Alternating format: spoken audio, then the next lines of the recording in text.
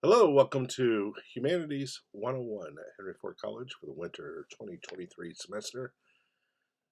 We are going to get started here with a lecture, and this is going to be a little bit longer of a lecture than what I'll usually give. I should have actually split this lecture into two this week, one so that I could talk about policies and course stuff and coursework, and another so I could talk about our topic and concepts. But I thought I could do it all in a short time frame. This is probably going to be about 45 minutes. So I'll ask you to make sure you watch the whole lecture, take notes on the lecture, make sure you understand what's going on here, both with the concepts of the class and with the work of the class. So this is a humanities course, and what we're doing here is introducing the idea of studying the humanities. And that means not just like humans and human culture and human production, but the field of study of the humanities. So this course is designed to help you think about what it is we do in academia, in the scholarly world, when we look at the humanities. In addition, we want to give you a sense of what it's like to appreciate a piece of art or listen to a piece of music or watch a movie and think about it in critical but interesting ways. The painting here at the start is the painting of Bacchus by Caravaggio from 1596. And Bacchus is also known as Dionysus, the god of wine and song and food, the god of parties. And this looks like a partying dude getting ready to have some revelry. Um, we're going to be focusing this semester on the idea of food. There are many ways I could focus this course. We could have focused on apocalypses, which I've taught humanities on before. Another colleague focuses on the city of Detroit and having a cultural experience within the city of Detroit. I like to thematize my courses, and I like to ask us to think about interesting things within those courses. And we're going to do foods because foods are a rich area of study. So the question, of course, is what is food? What does it mean to look at food, and how do we study it?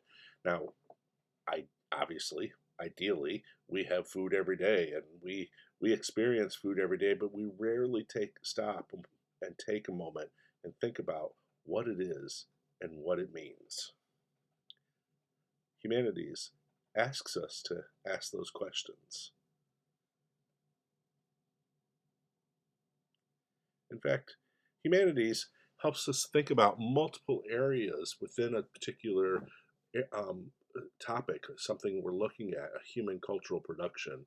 It makes us think about how food is multicultural, the everyday experience of food, how food gives us sustenance, both as nutrition and the food we need to live, but also sustenance as part of a rich, meaningful life with rich, meaningful foods. How food is omnipresent in our life. We can't escape it. We can't get by without thinking about it. At least some, like when's our next meal coming, or do I have time to stop at McDonald's before class? Food is ethnic. It comes from different areas of our culture, different peoples of our culture, and it is often marked with different types of ethnicities. And along those lines, we often really appreciate eating foods from different cultures, or at least the fast food variations of those foods. And we appreciate discovering new tastes and new ways of thinking about food through different ethnicities. Food is sensual. It has elements of it that engage our senses, our smell, our taste, our touch, our hearing. Food means something in its sensual levels. Food is political. We are continually having political fights about food. We have, I think I might have jumped the gun there. Sorry. There it is. Food is political. We are continually having political fights about the food, about where it comes from, how much it should cost, who should pay for what, and how they should pay for it. And of course, now we are having more and more fights about what food is doing to our environment, how our farming and our meat raising practices are harming us in our environment, since the environment is under risk. I missed one up in the upper left, and that is labor. We have to think about the labor of food. Who's in charge of making it? How do we pay those who are in charge of making it? What does it mean to have to work to pay for food? And of course, we have to think about the practice of food. What does it mean to have a healthy practice, or what does it mean to have a practice of an art or a creation, or what does it mean to practice just making food and learning how to do things? I mean, you think about it. Think about going to the grocery store. As an adult, you have learned some on how to go to the grocery store, but it takes practice to be able to go to the grocery store well and learn how to navigate your way through that whole big cultural mess. We often also have to think about food as consumable. That is, it is created to consume, and it is also something that is sold to consume, and it is something that is bought to consume. And so it's consumable in the sense that we put it in our body, but it's also consumable as in people produce it as a way of selling goods, and we buy it as a way of buying goods. Food is personal. It's really personal. If we spent time talking to each other, and I should say, of course, we are an online course. We won't spend any time face to face, which hurts me a little bit every time I have to think about that, because I love being with you. But food is personal. Some people can't eat in front of other people. Some people can't talk about their food practices in front of other people, or some people just want to take pictures of all their food, post it on all their social media, and let everybody know what they're eating every minute of the day. Food is art. It takes art to be able to make food and make it well. And we appreciate food as a type of art.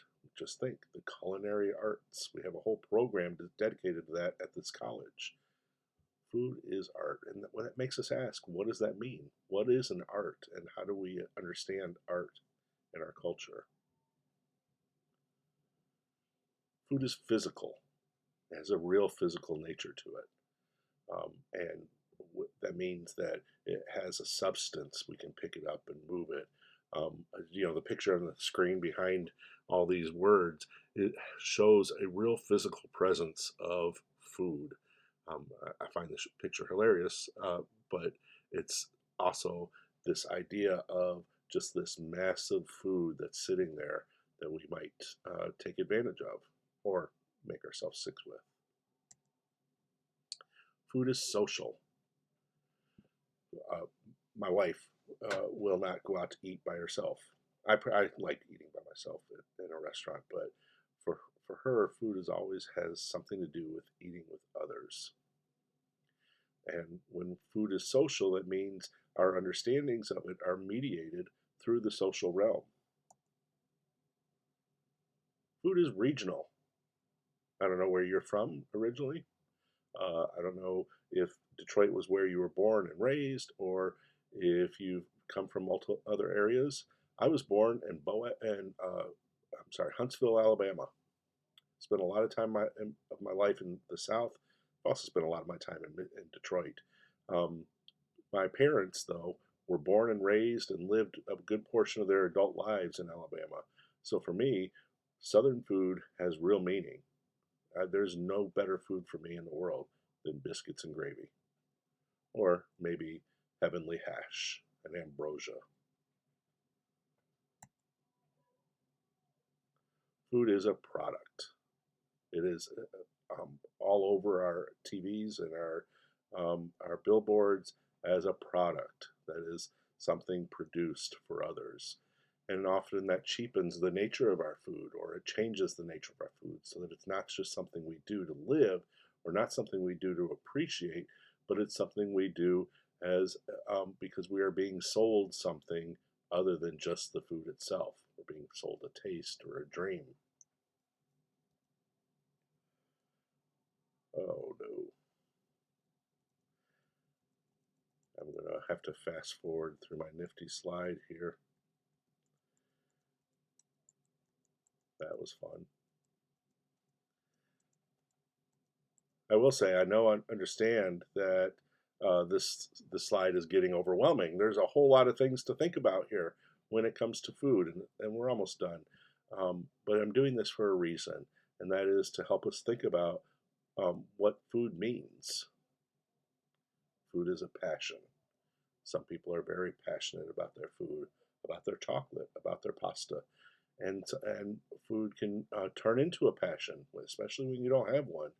The idea of finding food becomes like this overriding, arching feeling within your brain that you have to think about and pursue. One reason why we think about all those ideas, all those words on the screen, is to think about the cultural analysis of food. We are moving into thinking here about humanities as a field of study. And that's different than, say, dietetics. My wife is actually a dietitian, and she studies the biology of food and the chemical compounds of food. We're thinking about it this culturally. What does it mean? And the various meanings of foods that can go very, very rich and very deep. And we can look at foods from multiple angles, from all those angles of all those words, which I'm not going to go through again, I hope. I'm so sorry.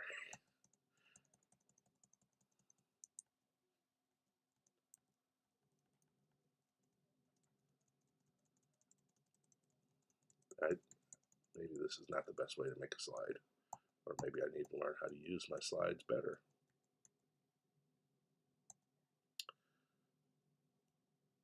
Good Lord. Okay, so the cultural analysis of food, and here are some good starting questions as we begin looking at our different texts on food. As you begin thinking more about your food life and the foods around you and the culture that you see around food, here are some good questions to ask. How is the food created? What do we believe about that food? Who creates its meaning? What makes it good or bad? Why does it matter personally or socially or culturally or locally or globally or religiously or aesthetically? All these questions ask us to think about the multiple angles of thinking. And that's really what humanities is asking us to do, is to look at things from different perspectives and find different meanings of them. There's some real key areas of humanities here.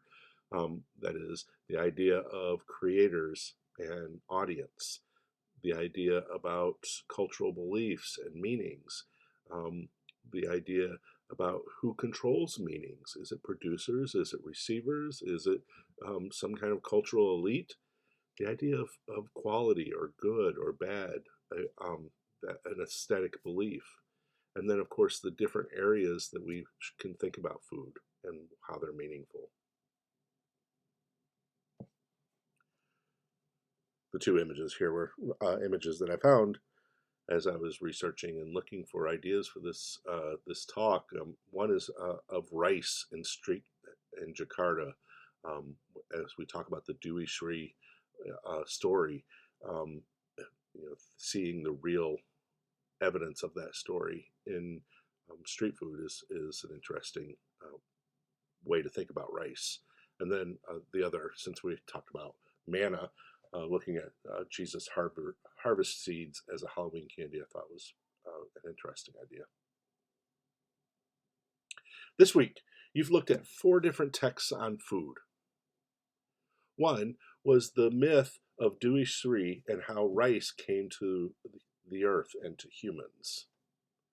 The next was the idea of manna and water flowing from the rock for the Israelites as they were wandering in the desert. The next was Greek mythology, and how the Greeks believed about what the Greeks believed about the food of the gods. And the last one was ambrosia salad or heavenly hash, and the idea of making this marshmallow pineapple coconut dish to take to picnics and church functions. These four stories, I've selected them for us to look at as a way to help us start thinking about different aspects of analysis. First, we have a pretty solid mythological telling of the story of rice, which is culturally important within Southeast Asia and Bali and Indonesia. And from what I've read in studying, Dewi Sri is still a god that people believe in, that people pray to. She is an active deity, and it's easy for people from different cultures to look at the mythology of cultures and say, well, that's a fun story, or it's a cute story. But it's always important to remember that mythology does not mean lie. It doesn't mean untruth. It's a way of talking about cultural stories. So there is a mythology in Southeast Asia, just as there's a mythology in the United States, just as there's a mythology in Latin America and in the Middle East and in Western Europe and in Eastern Europe. There are mythologies all over our world. Some of those mythologies might be looked at by some people as a personal religious story they believe in. But they also provide really interesting tales about humans and what humans believe and how they believe. The story of Dewi Sri tells us of a human who goes to the heavens and steals the recipe for rice, and then the goddess who makes sure that humans know how to make rice. Another religious story we watched as a children's version of that story, and that was the story of manna being given to the Israelis as they were escaping Egypt and walking through the desert, and God providing manna, breads from the heaven. We watched the children's version of that just because I think it's interesting to see how we tell these stories to children. But again, that's another religious story that some people have as a very real truth in their life, and a story that others might label as a mythology. The next one, the stories of gods and the Greek gods and ambrosia and of nectar. Well, that story is not necessarily a story that has an active religious following today, but it's those are fascinating stories about foods that we as humans might look at and desire for what they give us, magical foods, the foods of the gods. And we can take a look at what food desire or food lust or food envy means for us through stories like that. And then the final text we looked at was the text about heavenly hash and making heavenly hash as a food that kind of grew out of the 60s and 70s, which was pretty much just processed food, pre-processed coconut, pre-processed marshmallows, pre-processed canned pineapple and canned cherries, and all mixed together to make a dish, a heavenly hash. I can remember eating heavenly hash, my mother making heavenly hash, and my grandmother making heavenly hash, both for family dinners and usually at the holidays, and for religious picnics and potlucks at our church. You may have such a food in your family, a food that people hold as being kind of this special event food that gets made, a food that perhaps tries to touch the gods. That leads us to something we can do with these kind of readings, these kind of texts. We can make interpretations. We can make them meaningful through the ways that we read them and analyze them. So based on those four readings, we might draw some conclusions, like we need food to be created by the gods in order to make sense of the physicality of the world. And that goes back to our earliest times as human beings walking on the face of this earth to even today. We need to understand how our foods relate to our gods or relate to our presence on this earth. And that gives us a physical understanding of where they come from and how we make them. We can also lead to the interpretation that food provided by the gods makes us feel safe and secure. We know we are taken care of no matter what. And so we say grace, or we say a prayer, we say a prayer of thanksgiving, and we know that whatever happens, there will always be food there because of the gods we believe in.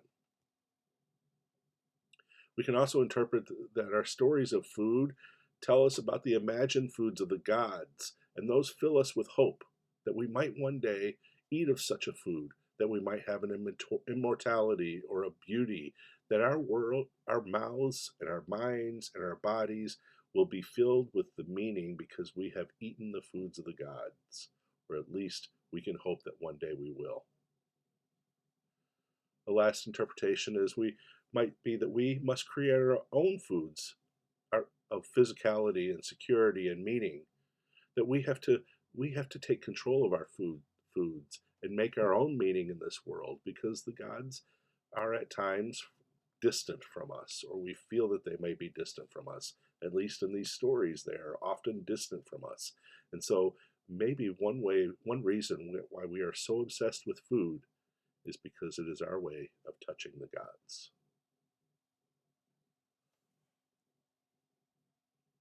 Our work here is the work asking, what are the humanities?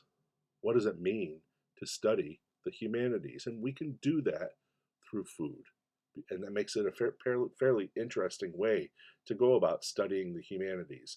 All the texts we just looked at, all the questions we just asked, are very much within the field of the humanities.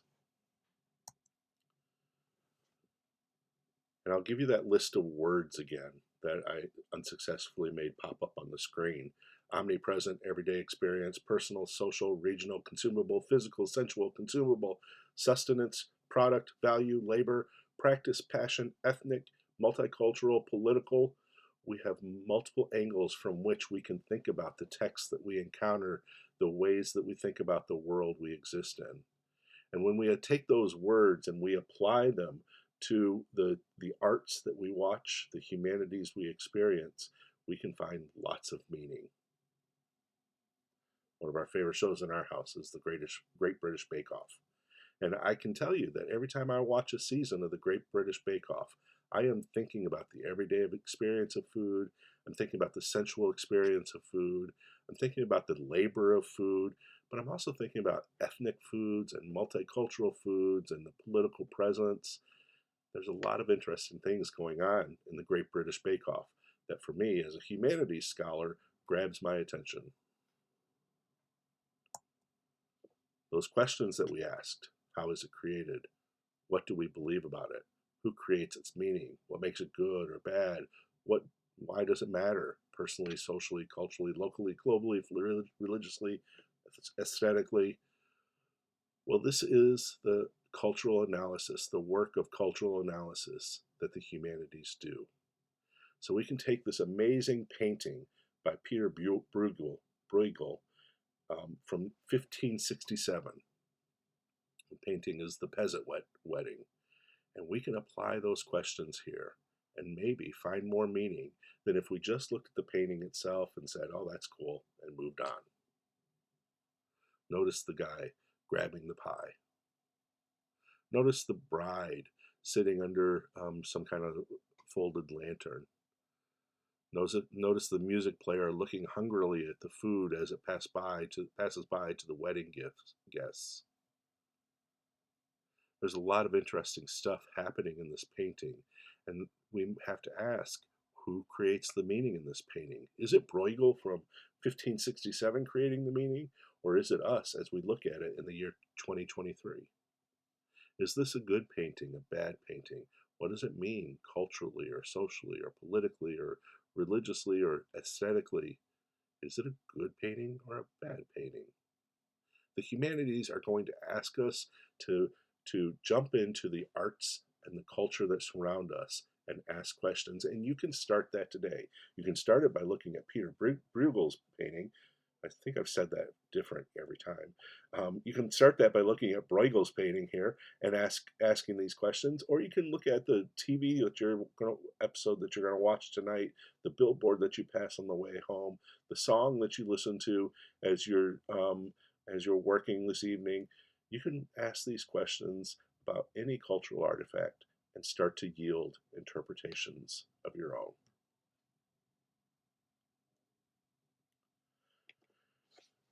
We need to talk a little bit about this class and what you're getting yourself into.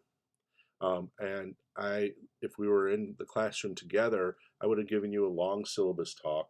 I'm not going to go through our syllabus piece by piece by piece because it's there for you to read, and I presume that you've already read it. But I do want to point out a couple of things about the syllabus. First is my contact information. You can call me Mike. My office is in Office 216 in the N building. That's the security building. My office telephone number is there, but nobody ever calls me. I'm scared when my phone rings. I'll answer it if I'm there, but I don't live in my office either. My email address is there, and that's the best way to get a hold of me. You can also get a hold of me through Moodle on the chat function or the email function at the top of the right hand top of your screen. You can find those two functions. I would also love to meet you in person. My office is in the security building. I'm going to be there on Tuesdays and Wednesdays from 1 o'clock to 3 o'clock, and I can also be there by appointment, and I would love to meet you in person. My office hours are there for you. Let's talk about a couple of policies here and some things to think about as we're beginning this semester. The first is the nature of online work. And I know you've read this, but I'm going to read it to you. You have to be involved. You have to contribute frequently. You have to read everything. If you do not, you run the risk of missing out on major elements of this course. It is necessary to say this because being successful in an asynchronous online course, which this is, relies solely on the effort we all put into the course through our careful reading and writing. While you're going to have some lectures here, much of this course is going to come at you through the things that you need to read and the ways that you need to write. In a classroom, students and teachers are often successful because they have strong personalities or because their interpersonal skills are persuasive. In an online classroom, all we have are the words on the computer screen. This means that we are successful based solely on what we produce for each other. If I don't produce decent material, my class is going to flop. If you don't produce decent responses to my material, your grade will flop. If we don't read each other carefully, we will never know when one or the other of us is flopping. Students who do not show that they are involved in online participation, reading, and watching course texts and fulfilling assignments will be advised to drop the class. So I want you to look down at the grading scale here. This class is built on a few different elements. One is your reading and observation journal, the thing that you should be working on right now as you're watching this lecture and as you're wrapping up your readings for the week. It's going to be based on exams. It's going to be based on essays that are a project. There's going to be 2 of those. And it's going to be based on your discussion participation. So if you look at this, 2 of those are pretty normal academic assignments, exams and essays. We got those. That's about 50% of your grade.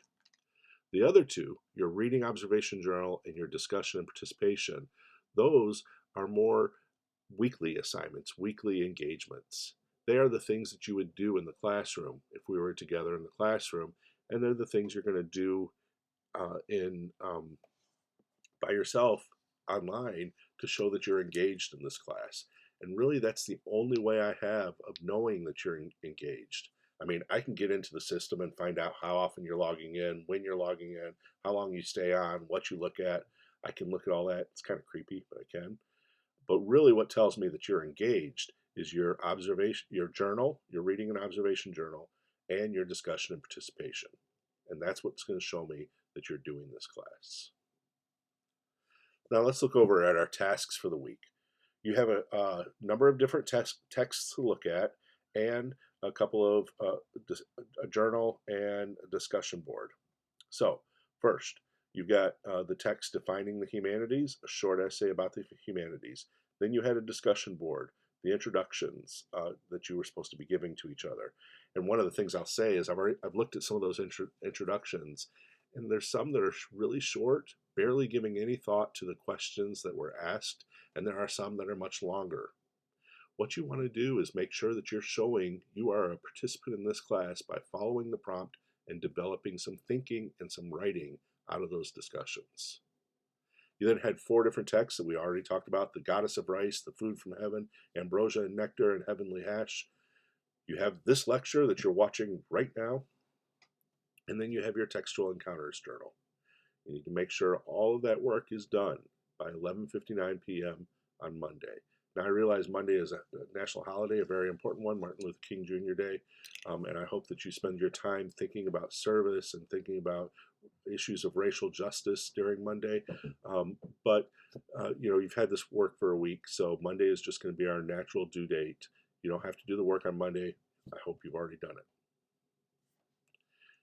This work is your start of this class. You are starting to build patterns with this work that will then affect your overall grade, affect how you show me that you're doing this online work. So I hope you're engaged. I hope you're finding out about it. And if you have questions about it, you need to get a hold of me right away. Let's take a look at a couple other things here when it comes to me looking at your work and you doing this work. Reading assignments, online lectures, and reading journals. Reading assignments and lectures need to be read and watched during the weeks they are assigned. You should approach the reading as a scholar and not simply as a busy work. Please make an effort to learn through your reading. Your journal is designed to require you to make this effort. If you don't take the reading or the journal or the lecture seriously, you will not do well in this course. So this is the content of the course, and because we're not in a classroom together, I can't spend a whole lot of time making sure you understand everything in that content. You've got to read it carefully and watch it carefully. You've got to watch this video all the way to the end to make sure that you're getting everything that I have to offer you this week. And then you take you do your journals on it so that you can show that you're taking it seriously. The second thing to say here, the grading of journals and discussion boards. This is me doing the work of assessing you. The reading journal and the discussion boards will count as graded, ungraded work. That is, you will get credit for the work so long as your work consistently shows you are doing the job thoughtfully and thoroughly. While I look closely at a couple of the entries, I will not grade the entries individually. I will mostly be looking to make sure that students do the work at an acceptable level. If, however, a student begins to have difficulty in the class, I may go back and assess readings, journals, and discussion boards more closely. So, what am I saying there? Well, you're not going to get a grade from me on Tuesday after you turn in your journal on Monday. And in fact, that's not entirely true. You've already received your grade once you turn it in. You got 100%. Now, that grade can change when I go back, and if I look at it more closely, that can change if you aren't actually doing the work. But I'm going to assume you are doing the work. I'm going to assume that this is meaningful for you, and you'll get full credit for that. At the end of the semester, when I will look at everything again and make sure you're doing okay. And if it shows that you've got some gaps there, that will affect you a little bit. But I'm not looking to submarine anybody. I want to give you full credit for this journal, but in order for that to happen, you've got to turn in a full journal. So how do you know how you're doing? Well, ask yourself, are you doing the work? Are you making a genuine effort? Does your work in the journals and boards show that you are familiar with the texts and the concepts of the class? Do you show a consistent effort? If all these things are true, then you can rest assured that you are getting full credit. However, if your work is barely considered, barely thorough, barely complete, I will need to more closely assess your journals and discussions at the end of the semester. This is on you. I mean, you took a online asynchronous course, and we can learn a lot here. We can do a lot of things together. I see amazing work come through these classes all the time. But because we are separated by this distance and this time, because you may be watching this video on Monday afternoon and I've recorded it on Friday. We don't get to do one-on-one feedback on how we're doing in this class. So you have to take responsibility to make sure that work works for you.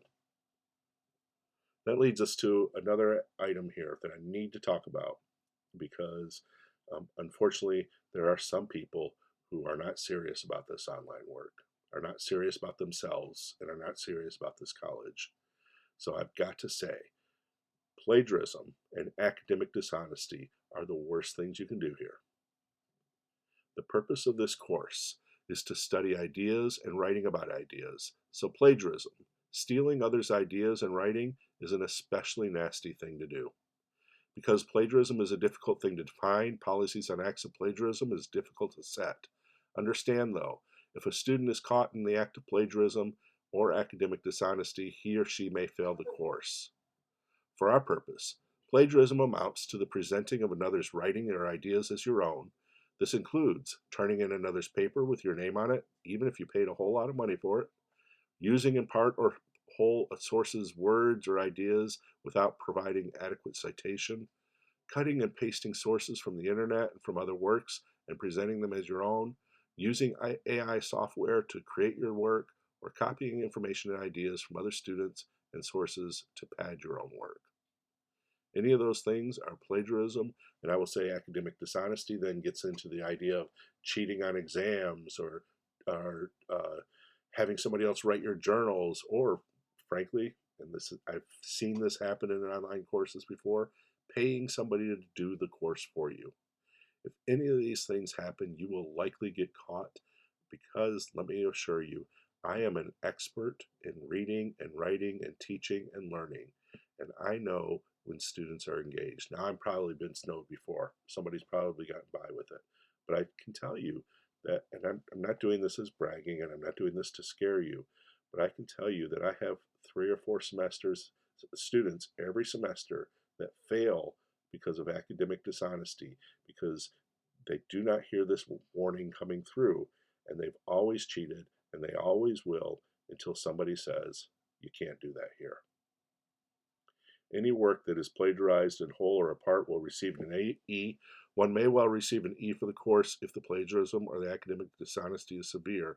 In addition, the student's name, work, and supporting evidence may be turned over to the administration to determine if further action is warranted.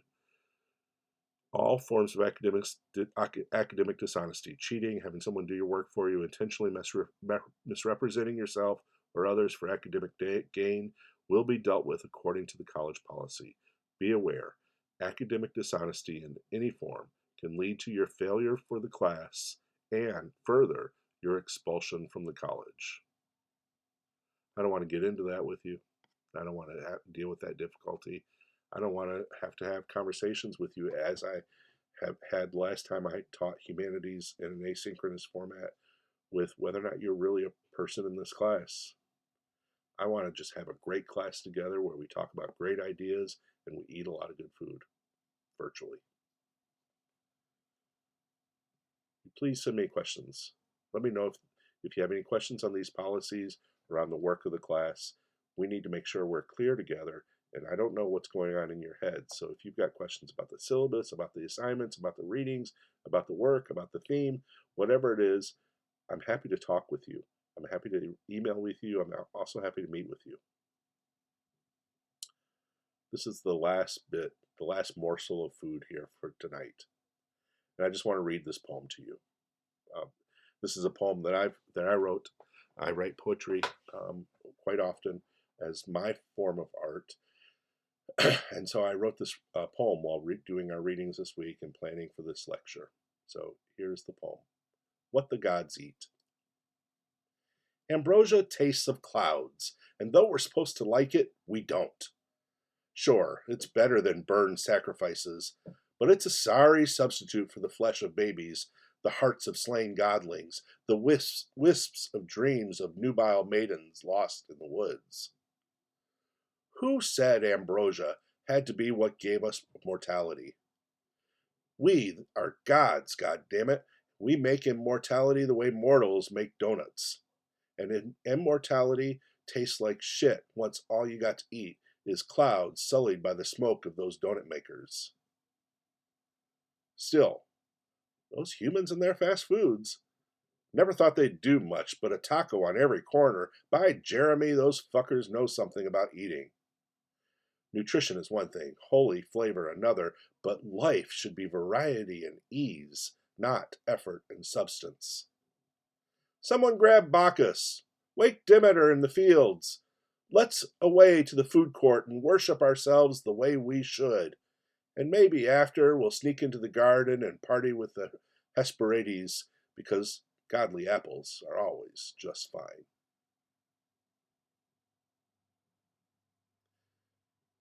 I want you to relax and enjoy this semester.